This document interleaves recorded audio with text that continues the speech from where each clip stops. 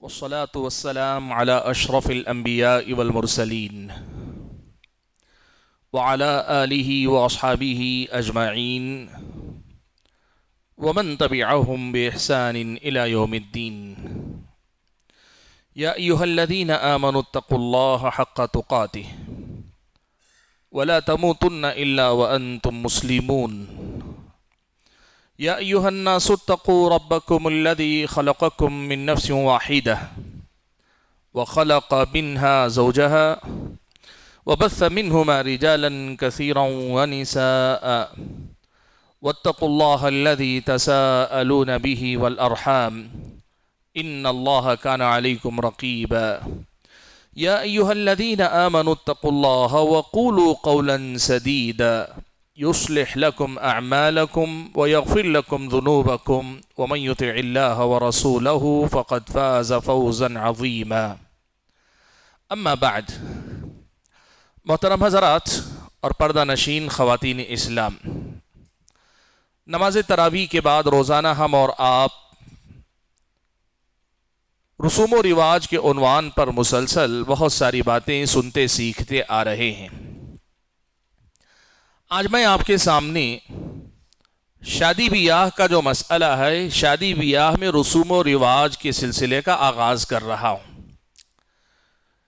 دیکھیے، شادی بیاہ کے جو معاملات ہمارے سماج میں ہیں، یہ سب سے زیادہ ایسا میدان ہے، ایسا مقام ہے جہاں لوگوں نے رسم و رواج اپنائے ہیں۔ خاص طور پر ہمارے اطراف و اکناف جینے والے جو غیر مسلم ہیں، ان کے رسم و رواج کو مسلمانوں نے سب سے زیادہ اگر اپنایا ہے تو شادی بیاہ کے معاملے ہی میں اپنایا۔ اس کی ابتدا سے لے کر اس کی انتہا تک اتنی رسمیں ہیں، میں خود آپ کو بتا دوں کہ بہت ساری میں خود جانتا ہوں۔ اب اس کے بعد جب اس موضوع پہ بات کرنے کی ضرورت پیش آ رہی ہے تو میں نے معلومات لینے کی کوشش کی۔ اتنی نئی نئی باتیں خود میرے علم میں آئیں، مجھے میرے لیے تعجب کی بات تھی۔ اور پھر یہ بتاؤں، جن سے میں نے معلومات لینے کی کوشش کی، ان کا کہنا یہ ہے کہ اور بھی بہت ساری رسمیں ہوتی ہیں جو مجھے نہیں معلوم ہیں۔ یعنی یہ خود بتاتا ہے کہ ہمارے اور آپ کا سماج حقیقی دین سے ہٹ کر، دین کی جو اصل شکل ہے اس سے ہٹ کر رسم و رواج کے چنگل میں کس طرح پھنسا ہوا ہے، کیسے جو ہے ہم اور آپ رسم و رواج کی جکڑ میں ہیں۔ میں آپ کے سامنے ابتدا میں مختصراً اسلامی شریعت میں شادی بیاہ کا کیا طریقہ ہے بہت آسانی کے ساتھ مختصر الفاظ میں بتا دیتا ہوں، اور اس کے بعد ہم دیکھیں گے کہ رسم و رواج جو ہمارے اور آپ کے سماج میں شادی بیاہ کو لے کر پائے جاتے ہیں کتنے زیادہ ہیں اور کتنے بسا اوقات بیہودہ رسم و رواج ہیں ہمارے اور آپ کے سماج میں۔ اور ساتھ میں اب جیسے میں نے کہا کہ نہ صرف یہ کہ ہمارا سماج غیر مسلموں سے متاثر ہوتا ہے، ویسٹرن کلچر کا بھی اثر شادی بیاہ کے اندر بہت زیادہ آ رہا ہے۔ وہ جو فلمی انداز کی شادیاں کرنے کا رجحان ہے، اس کا اثر یہ کہ مغربی دنیا کو دیکھ کر فلمی ہیرو کرتے ہیں، ہیروئن کرتی ہیں، اور ان کا دیکھا دیکھی یہ مسلمان بھی ان کو کرنے لگتے ہیں۔ شادی بیاہ ایک ایسا میدان ہے جہاں بہت ساری رسم و رواج مسلمانوں نے اپنائی ہوئی۔ اسلامی شریعت کے مطابق شادی بیاہ کیا ہے؟ شادی بیاہ بہت آسان سا کام ہے۔ سب سے پہلے اس میں منگنی کی بات ہوتی، اور منگنی کا مطلب کیا ہوتا ہے معلوم؟ اپنی طلب رکھنا، اپنی طلب رکھنا، چاہے لڑکے کی طرف سے ہو یا لڑکی کی طرف سے، کسی کی طرف سے بھی پہل ہو سکتی۔ ہمارے سماج میں اس میں بھی بڑی نزاکت ہے، نہیں لڑکے کی طرف سے ہی رشتہ جانا چاہیے، لڑکی کی طرف سے رشتہ جائے تو وہ ایک طرح سے اپنی کسر شان سمجھتے ہیں۔ سمپل سا مسئلہ، بہت آسان سا مسئلہ ہے کہ لڑکا یا لڑکی جن کو شادی کرنی ہے، ان کے جو سرپرست ہیں وہ آگے بڑھ کر ایک دوسرے سے پیشکش کریں، بات کریں، اگر سمجھ میں آتی ہے تو بات پکی کر لیں، یعنی زبان سے بات پکی کر لیں کہ ہاں ہمیں رشتہ منظور ہے، ہم نکاح کرنے کے لیے تیار ہیں۔ اب چاہیں تو فوری بات یا چاہیں تو تھوڑے وقفے کے بعد جیسے ہو، دوسرے مرحلے میں آتا ہے منگنی کے بعد سیدھے کوئی چیز ہے اسلامی شریعت میں تو وہ نکاح ہے۔ اور نکاح کیا ہے؟ نکاح یہ ہے کہ لڑکی کا سرپرست لڑکی کی رضامندی کے بعد لڑکے سے یہ کہے میں نے اپنی فلاں بیٹی، بہن یا جو میری نگرانی میری سرپرستی میں لڑکی ہے، خاتون ہے، اس کو تمہارے نکاح میں دے دیا، اور اس کو جس کو نکاح کر کے دیا جا رہا ہے یہ کہنا پڑے گا میں نے اس کو قبول کیا، اور یہ کہتے ہوئے دو لوگ کم سے کم گواہ ہوں، اور اس کے ساتھ لڑکی کا مہر طے ہو تو پھر اسلامی شریعت کے مطابق نکاح پورا ہو گیا، بس ختم، اتنا ہی نکاح، اور کچھ نہیں۔ یعنی مہر ہو، ولی ہو، ایجاب و قبول کا معاملہ ہو، دو گواہ ہو، تو یہ نکاح ہو جاتا ہے، بات ختم، اتنا ہی نکاح ہو گیا۔ اب اس کے بعد تیسری چیز جو اسلامی شریعت میں ہم اور آپ کو بتائی گئی ہے وہ ہے لڑکے کی طرف سے ولیمہ ہونا چاہیے۔ اچھا ایک چیز بتا دوں، وہ جو نکاح کی 4 باتیں میں نے بتائیں، اس کے ساتھ خطبہ پڑھنا جسے کہتے ہیں عربی زبان میں خطبہ، وہ سنت ہے۔ یعنی کبھی وہ خطبہ نہ بھی ہو تو نکاح صحیح ہو جائے گا، کبھی خطبہ نہ بھی ہو تو نکاح صحیح ہو جائے گا، لیکن وہ ایک سنت ہے۔ اب اس کے بعد ولیمہ ہے۔ ولیمہ کیا ہے؟ لڑکے کو اپنی استطاعت کے مطابق جو کھلا سکتا ہے، جو کھلا سکتا ہے، وہ جتنے لوگوں کو کھلا سکتا ہے اتنے لوگوں کو کھلا دینا۔ میں صرف 10 لوگوں کو کھلانے کی طاقت رکھتا ہوں، کافی ہے، ولیمہ ہو جائے گا۔ میں 100 لوگوں کو کھلانے کی طاقت رکھتا ہوں اور میری خواہش ہے میں 100 کو کھلا سکتا ہوں۔ میری طاقت، میرے تعلقات، میری محدود زندگی، میں جتنے لوگوں کو کھلا سکتا ہوں کھلاؤں گا۔ اور کھلانے میں بھی صحیح مسئلہ یہ ہے کہ گوشت کھلانا بھی ضروری نہیں۔ نبی علیہ السلام نے اپنے بعض ولیمے ستو پر کیے، ستو کا آٹا ہم کھاتے ہیں، ستو سے اللہ کے نبی صلی اللہ علیہ وسلم نے بعض ولیمے کر لیے۔ جو آپ کھلا سکتے ہیں، جس کو کھلا سکتے ہیں، ولیمہ کھلا دیجئے، نکاح ختم، شادی ختم۔ اب اس کے بعد دونوں کی زندگی آگے چلتی رہے گی۔ اتنی آسان سی شادی ہے۔ منگنی ہے یعنی بات پکی کرنا، زبان دینا کہ ہاں ہمیں رشتہ منظور ہے۔ دوسرے نمبر پہ آ کے جو ہے ایجاب و قبول کروا کے نکاح کر لینا، اور تیسرے نمبر پہ ولیمہ کر لینا، بس اتنی ہی شادی ہے۔ باقی کوئی چیز ہمارے اور آپ کی شادی بیاہ کی راہ میں رکاوٹ نہیں بننی چاہیے۔ لیکن آج آپ دیکھ لیجئے، ابھی ہمارے نوجوانوں سے پوچھ لیں جن کی شادی نہیں ہوئی ہے، ان سے پوچھئے کب شادی کریں گے؟ کم سے کم 2 سال 3 سال بعد۔ اور اسباب اگر آپ دیکھیں گے نا، ایسے ایسے اسباب نکل کر آئیں گے، نہیں مجھے ابھی کمانے والا بننا ہے، نہیں مجھے ابھی جو ہے اپنی بہن کی نکاح کرنا ہے، نہیں مجھے ابھی جو ہے فلاں کرنا ہے، نہیں مجھے پیسہ جمع کرنا ہے، مجھے زیورات خریدنے کے لیے پیسہ نہیں، کپڑا خریدنے کے لیے پیسہ نہیں۔ اسلامی شریعت کہتی ہے اگر جس خاتون سے نکاح ہو رہا ہے اس کو کھلا سکتے ہیں، اس کے جو تن ڈھکنے کے لیے کپڑا ہے اور اپنے ساتھ چھت کے نیچے ساتھ میں رکھ سکتے ہیں، آپ شادی کی استطاعت رکھتے ہیں۔ ہاں کوئی ایسا فقیر ہے نوجوان کہ جس کے پاس نکاح کرنے کے لیے، لڑکی کا خرچ برداشت کرنے کے لیے کچھ نہیں ہے، اسلامی شریعت پھر بھی کہتی ہے اس کی مدد کر کے، چاہے زکوٰۃ دے کر چاہیے اس کی شادی کروا دو، اللہ تعالیٰ پھر بھی راستے کھولے گا۔ نکاح آسان ہے لیکن ہم لوگوں نے اس کو بہت زیادہ مشکل بنا لیا۔ بہرحال کہنا یہ ہے کہ رسم و رواج کے نام پہ شادی بیاہ میں جس قدر زیادہ چیزیں لوگوں نے داخل کی ہیں اس قدر زیادہ کسی اور میدان میں نہیں، اور یہ جو میدان ہے اسے لوگوں نے بہت ہلکے میں لیا۔ شادی بیاہ کی رسمیں اور ان شادی بیاہ کی ان رسموں کے معاملات کو لوگ بہت ایزی لیتے ہیں، بہت ہلکے میں لیتے ہیں۔ اسلامی شریعت کی نظر میں ان کا درجہ انتہائی بہت برا ہے۔ آپ کے سامنے 2 حدیثیں رکھتا ہوں، آپ دیکھیے کہ یہ رسم و رواج شادی بیاہ کے اسلام کی نظر میں کس قدر زیادہ خطرناک معاملات ہیں۔ حضرت ابن عباس رضی اللہ تعالیٰ عنہما روایت فرماتے ہیں، صحیح بخاری کی روایت ہے، فرماتے ہیں کہ ابغض الناس الی اللہ ثلاثہ، پیارے نبی صلی اللہ علیہ وسلم نے ارشاد فرمایا کہ لوگوں میں اللہ کے نزدیک سب سے زیادہ ناپسندیدہ، اللہ جن کو ناپسند کرتا ہے سب سے زیادہ لوگوں میں 3 قسم کے لوگ ہیں۔ اللہ کے نبی نے کہا 3 قسم کے لوگ ہیں جن کو اللہ سب سے زیادہ ناپسند کرتا ہے۔ کہا سب سے پہلے ملحد فی الحرم، حرم کی حدود میں بے دینی کی بات یا بے دینی کا کام کرنے والا۔ مکہ اور مدینہ جو حرم ہے وہاں اس کا ادب ہے، وہاں کوئی جا کر بے دینی کا کام کرے، بدعت ایجاد کرے یا کوئی دین سے انحراف والا کام کرے، یہ ایسے انسان کو اللہ تعالیٰ سب سے زیادہ ناپسند کرتا ہے۔ دوسرے نمبر پر کا مبتغن فی الاسلام سنت الجاہلیہ، اسلام پر تو آ گیا ہے لیکن اسلام پر عمل کرنے کے بجائے ابھی زمانے جاہلیت کے رسم و رواج طور طریقوں کو اپنانا چاہتا ہے، یہ اللہ کی نظر میں انتہائی ناپسندیدہ انسان۔ اور تیسرے نمبر پہ فرمایا مطلب دم امرئ مسلم بغیر حق لیحریق دمہ، کسی بھی مسلمان کا ناحق خون بہانے کے پیچھے پڑا رہنے والا، ناحق قتل کرنے والا۔ اب آپ دیکھیے حرم میں بے دینی کا کام کرنے والا اور ناحق کسی کا قتل کرنے والا، اس کے برابر اللہ کے نبی نے ذکر کیا اس آدمی کو جو ہے تو مسلمان لیکن طریقے جاہلیت کے چاہتا ہے تو اسلام پر، لیکن وہ زمانے جاہلیت کے طرز پر اپنے معاملات کو چلانا چاہتا ہے، یعنی جاہلی رسم و رواج کو اپنی زندگی میں جگہ دینا چاہتا ہے۔ ایسا آدمی اتنے بڑے مجرموں کا ساتھی، اور اللہ تعالیٰ کی نظر میں جو تین انتہائی ناپسندیدہ لوگ ہیں جن سے اللہ تعالیٰ ناراض رہتا ہے، ان میں سے یہ تین ہیں۔ ان میں سے ایک یہ رسم و رواج کے چکر میں پڑا رہنے والا آدمی۔ اب آپ سوچو، ایسی رسم و رواج لے کر اللہ جن سے ناراض ہو، ایسی رسم و رواج کے ساتھ شادیاں کریں گے، شادیوں میں برکتیں کہاں سے آئیں گی؟ رشتوں میں وہ محبتیں، وہ برکتیں، وہ خیر، وہ اپنائیت کہاں سے آئے گی جب رسم و رواج کا اتنا بڑا بھنڈار اٹھائے ہوئے شادی کرتے ہو، نکاح کرتے ہو، اللہ کی ناراضگی، اللہ کی ناپسندیدگی کے ساتھ شادیاں کرتے ہو، تو تمہاری ہماری زندگیوں میں شادیوں میں برکت کہاں سے آئے گی؟ ہم تو اللہ تعالیٰ سے خیر کے طلبگار ہوتے ہیں نا۔ شادی کے اندر، رشتے کے اندر خیر و برکت پوری زندگی نہیں، آدمی کی آخرت جڑی ہوئی ہے اس رشتے سے۔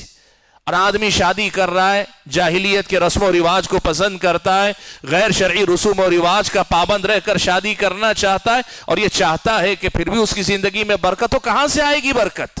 اللہ چاہے تو دے دے، ورنہ یہ تو اسباب کی دنیا میں اگر کہیں آدمی برکت کو روکنے والے اسباب اپنی زندگی میں اپنا رہا ہے۔ اور دوسری حدیث جو آپ کے سامنے سنانا چاہوں گا، بہت سارے حضرات اور ہم میں سے بہت سارے ایسے ہیں، وہ کیا کہتے ہیں؟ نہیں، ہم رسم و رواج نہیں کرتے، لیکن جن شادیوں میں ایسے رسم و رواج ہوتے ہیں اس میں شریک تو ہوتے ہیں۔ لوگ رسم و رواج میں شریک ہوتے ہیں، خود بھی حاضر رہتے ہیں، موجود رہتے ہیں۔ نہیں، میں نے کچھ نہیں کیا۔ اس جگہ رہتے کیوں ہیں جس جگہ یہ غلط رسمیں ہوتی ہیں؟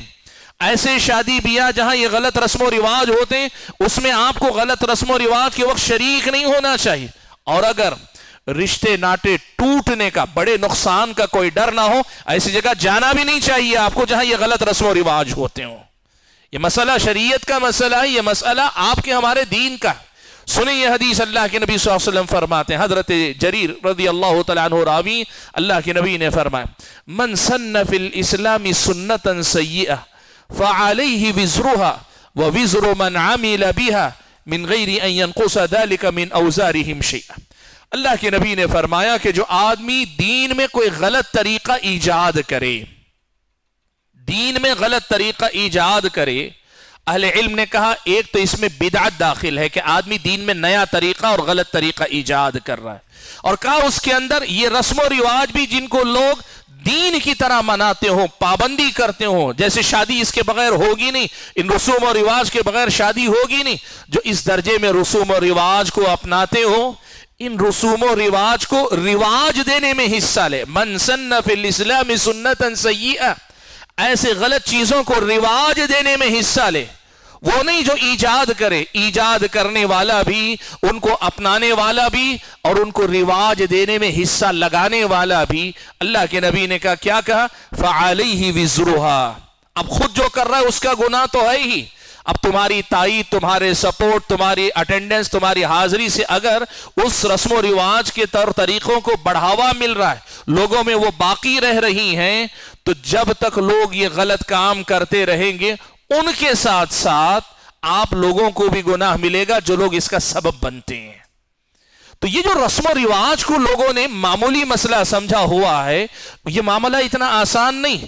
شادی بیاہ کی رسم و رواج اس قدر زیادہ غلط ہیں، میں آپ کے سامنے بتاؤں گا تفصیلی طور پر ایک ایک رسم کو لے کر کہ کتنی غلط باتوں کو لوگوں نے اس کے اندر جگہ دی ہوئی ہے، جبکہ دین و اسلام سے اس کا کوئی تعلق نہیں ہے۔ حاضرین گرامی قدر، ان رسم و رواج کا، خاص طور پہ جو شادی بیاہ کی رسم و رواج ہیں، ان کے بڑے نقصانات ہیں شادی بیاہ کی، خصوصی ان رسم و رواج کی وجہ سے۔ سب سے پہلا نقصان تو یہ ہے کہ مسلمان ہو کر جاہلیت کے طریقوں پہ چلتا ہے، مسلمان ہو کر غیروں کے طور طریقوں کو اپنا رہا ہے، یہ نقصان۔ اب اس میں گناہ بھی لازم آتا ہے آدمی کو، اور گناہ کے ساتھ ساتھ ظاہر بات ہے اللہ تعالیٰ کی ناراضگی بھی آدمی کو لازم آتی۔ تو یہ رسم و رواج شریعت کی مخالفت ہیں، اللہ کے غیظ و غضب کو دعوت دینے والے ہیں، اور جو آدمی ان غیظ و غضب کو دعوت دے کر نکاح کرے گا، اس کی شادی میں اللہ تعالیٰ کی طرف سے خیر و برکت کہاں سے آئے گی؟ میں ایک بات آپ کو بولوں، مان لیجئے کہ آپ میرے بھائی، میرے دوست، میرے پڑوسی، کچھ بھی، میرے دوست پارٹنر کچھ بھی ہیں، آپ شادی بیاہ کر رہے ہیں پورے اہتمام کے ساتھ، رسم و رواج کے ساتھ، میں اگر حاضر نہیں ہوں اور آپ کو واقعی میری حاضری کا کوئی مطلب ہے آپ کے پاس، آپ کو کتنی ناراضگی ہوگی۔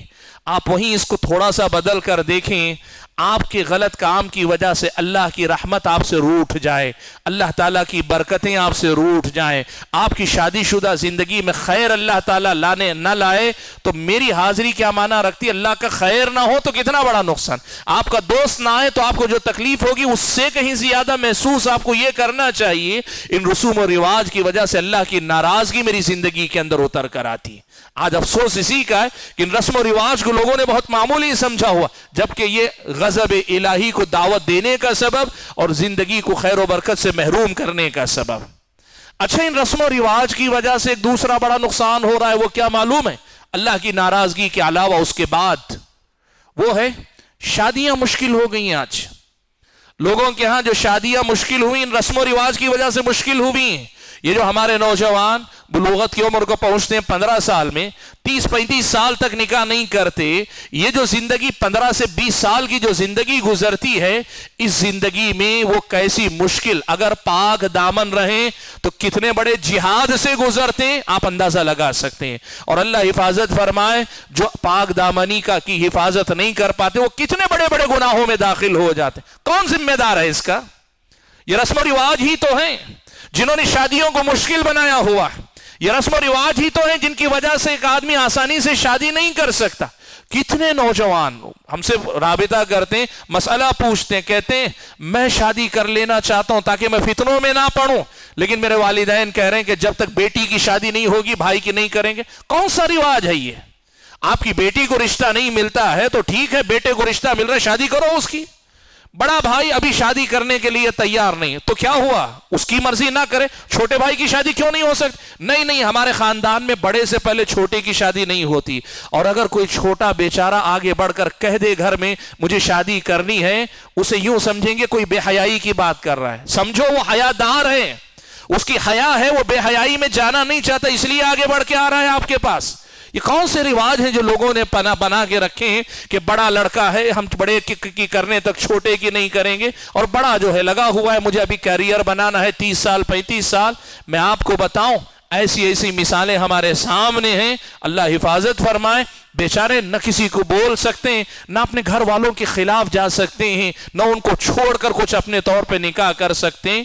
میں آپ کو بتاؤں، نام نہیں لوں گا، ایک بستی ہے، میں گھومتا پھرتا رہتا ہوں نا، جب کبھی اس بستی یا اس بستی کے اطراف و اکناف کوئی دینی پروگرام ہوتا ہے، میرا پروگرام، ایک نوجوان برابر مجھے میسیج کرتا ہے کہ شیخ چاہے جس عنوان پہ تقریر کیجئے اس مسئلے پہ ضرور بولیے کہ ماں باپ کا فرض ہے کہ وقت رہتے ہوئے نوجوانوں کی شادی کروا دیں، اس لیے کہ میرے والد کو میں کئی بار کہہ چکا ہوں لیکن میری شادی نہیں کرواتے ہیں۔ کیوں نہیں کرواتے ہیں؟ وہی رسوم، وہی رواج، وہی اپنے اصول، نہ شریعت سے اس کا کوئی تعلق نہ کچھ۔ میں نے کہا رسم و رواج کا دوسرا بڑا نقصان یہ ہو رہا ہے کہ شادیاں مشکل ہو گئیں، شادیاں مشکل ہو گئی ہیں، چاہے وہ جہیز کی رسم ہو یا دوسرے رسم و رواج جن کا میں تذکرہ آپ کے سامنے کروں گا، بہت ساری رسم و رواج، لیکن شادیاں مشکل ہو گئی ہیں۔ اب پھر شادیاں مشکل ہونے کے بعد اب اس کی وجہ سے جو فساد جنم لے رہا ہے، گناہوں میں زندگی جا رہی ہے، لڑکوں کی بھی لڑکیوں کی بھی زندگی گناہوں میں جا رہی ہے، اور گناہوں میں زندگی جانے کے ساتھ بے حیائی جب عام ہو رہی ہے، بے حیائی عام ہو رہی ہے، یاد رکھیے حیا آدمی کی بہت بڑی دولت ہے۔ حیا اگر جاتی ہے تو پھر آدمی کچھ بھی کر سکتا ہے۔ آدمی میں حیا باقی رہے تو ہر گناہ سے بچنے کی طاقت اس کے اندر باقی رہتی ہے۔ حیا اگر چلی جائے تو پھر وہ کچھ بھی کر سکتا ہے۔ اللہ کے نبی نے کہا ان مما ادرک الناس من کلام النبوۃ الاولى اذا لم تستحی فاصنع ما شئت۔ میری ہی نبوت نہیں، مجھ سے پہلے والی جتنی نبوتیں گزری ہر نبی کی جو باتیں باقی رہی ہیں خیر کی، ان میں سے ایک یہ تعلیم ہے کہ جب تمہارے اندر حیا نہ ہو تو تم کچھ بھی کر سکتے ہو۔ یہ حیا مر جاتی ہے شادی میں تاخیر کی وجہ سے، یہ حیا مر جاتی ہے شادی میں دیر کی وجہ سے۔ یہ رسم و رواج آدمی کو بے حیائی تک لے کر جاتے ہیں، اور اس سے آگے بڑھ کر یہ رسم و رواج بہت ساری لڑکیوں کو مرتد ہونے تک لے کر جا رہی ہے۔ رسم و رواج کے چکر میں لڑکیوں کی شادی نہیں ہوتی، وقت پہ نہیں ہوتی، صحیح ڈھنگ سے نہیں ہو پاتی، یہ جہیز کے مطالبات، یہ فلاں فلاں رسم و رواج طرح طرح کے۔ اب لڑکیاں یہ دیکھتی ہیں یا تو گھٹ گھٹ کے مر جائیں یا خاندان قبیلے سے بغاوت، اور حتیٰ کہ بعض لڑکیاں صاف طور پہ یہ کہتی ہیں کوئی مسلمان ہو تو بتاؤ ہم دین پہ رہنے کے لیے تیار ہیں۔ جب کوئی مسلمان ہم سے شادی کرنے کے لیے تیار نہیں تو کیا ہماری خواہشات نہیں؟ ہم جائیں گی؟ ہمارے مرتد ہونے پہ سوال مت کرو کوئی ہم سے شادی کیوں نہیں کرتا، اس پہ سوال کو، یہ لڑکیوں کا۔ میں یہ نہیں کہہ رہا ہوں کہ یہ جواز، یہ سبب ٹھیک ہے کہ ہاں ایسا ہو رہا ہے تو تم مرتد ہو جاؤ، نہیں، درست نہیں۔ یہ بے حیا، یہ جو معاملہ ہے انسان کی خواہش کا ہے، وہ آدمی کی جنت اور جہنم کا مسئلہ ہے، کفر اور ارتداد کا مسئلہ، میں اس کی تائید نہیں کر رہا ہوں، لیکن میں بتا رہا ہوں کہ کیسے یہ رسم و رواج کے چنگل نے، جس میں لوگوں نے سماج کو گھیر کے رکھا ہے، اس چیز نے ہمارے اور آپ کے سماج کو کیسے کیسے نقصان سے دوچار کیا، کتنے سارے نقصانات سے دوچار کیا، آپ اندازہ لگائیے۔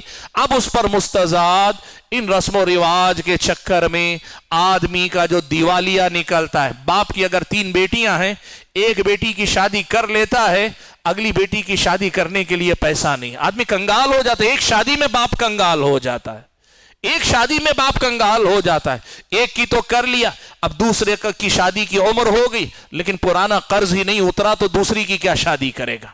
فقر و فاقہ آدمی کی مجبوری، اور اسی کے چلتے بہت سارے باپ سود میں ڈوبتے ہیں۔ کون ذمہ دار ہے ان سب چیزوں کا؟ یہ جو بہت سارے لوگ جو کہتے ہیں نہیں ہم مجبور ہیں، اب کیا کریں، بیٹی کی شادی کرنا ہے، کوئی قرض نہیں دیتا، ہم سود پہ پیسہ لے رہے ہیں، یہاں بھی یہی کہیں گے جائز نہیں ہے آپ کے لیے سود لینا، یہ کوئی وجہ نہیں ہے سود لینے کی۔ لیکن آپ دیکھیے کہ ایک رسم و رواج کے چنگل نے کتنی خرابیاں پیدا کی، کیسی کیسی برائیاں جنم دی، آپ اندازہ لگائیں۔